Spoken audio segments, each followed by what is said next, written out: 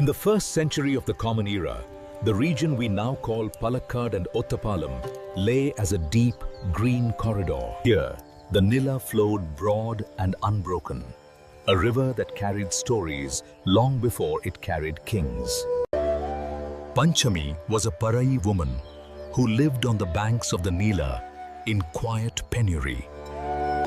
Rishi Vararuchi, a Navaratna from the court of Vikramaditya, saw Panchami during his travels. Something in this woman's humble bearing called to him. I am hungry. Swami? This is all there is.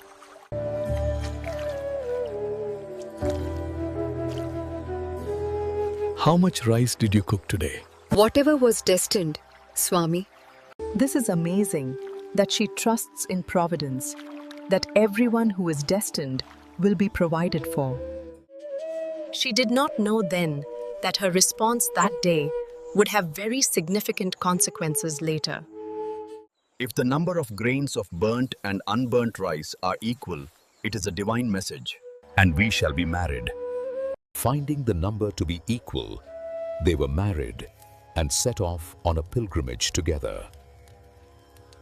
Walking through the scenic countryside of Valluvanad.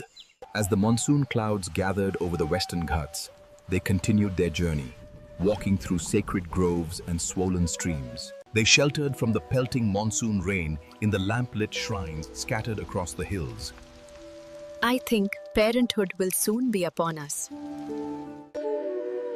As the monsoon releases its hold, winter softly descends upon the Ghats. They walked through the forests, stopping occasionally at homes for a meal. Sometimes they stopped for food at a forest dweller's house. In late spring, Panchami delivered their first child, all alone, deep in the forest. Recovering from the ordeal of birth, Panchami gazed upon her firstborn with the quiet pride of a new mother. Beyond the forest's edge, Vararuchi waited, restless, impatient, and unaware of the moment unfolding within. At last, Vararuchi stepped into the quiet clearing, calling to Panchami, who looked up at him with quiet happiness. Does this child have a mouth?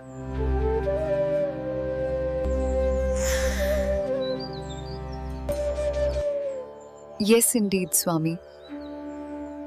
But why do you ask? One who can speak can seek, and one who can seek will find a way to live. And so this child must be left to destiny. This is God's will, and He is only reminding me of what I believed in when I married my Swami. With one last backward look, Panchami joined Vararuchi to continue their journey. Vararuchi's and Panchami's abandoned firstborn was found by Mezathol Agnihotri, a Nambudiri from the region.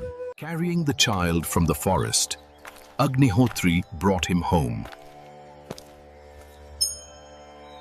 While the infant grew happily in the Agnihotri household, Vararuchi and Panchami continued on their long pilgrimage.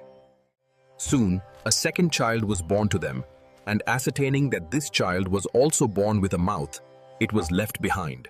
For 6 long years, Vararuchi and Panchami wandered without rest, across forests, rivers, and hills. During this time, 4 more children were born to them, all of them given up to destiny. Hope stirred within an increasingly despondent Panchami when she saw that the next baby she delivered was a girl. But it was not to be, and the girl too had to be given up to destiny when Panchami saw Vararuchi's resolute face. Over the next few years, 3 more children were born to Vararuchi and Panchami and given up to destiny, like before. Another child born and given up. This was becoming unbearable while she knew she was pregnant again. 11 times I have given up my precious babies, and I can't do it anymore. In the first light of dawn, Panchami resolved that she would save her coming child.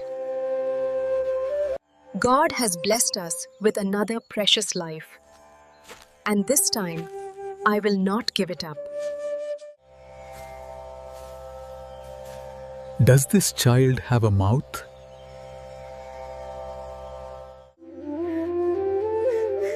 No, Swami. Can we keep him? A word spoken to defy fate became fate itself, and the baby's mouth had vanished. The divine itself had intervened, reminding them that this child too was bound by destiny and had to be given up. Vararuchi consecrated their 12th child atop the hill as Vailla Kundilappan, bowing to divine will. Today, the natural shrine has transformed into a Mahadeva temple, reminding people of Parayi and her 12 lineages.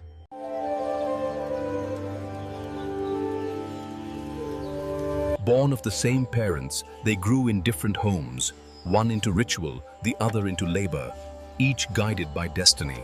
Some were called mad, some were called craftsmen, yet wisdom flowed through them all. Found by different hands, raised in different homes, they grew into many destinies, yet all were born of one journey. For centuries, the story of Parayi Petta Panthirukulam traveled quietly through Kerala, told, retold, and transmitted. Present-day Kerala traces the lineage of all its people to this story of Parayi Petta Panthirukulam, debunking all caste-divisive narratives. Thus ends the story. Thanks for watching.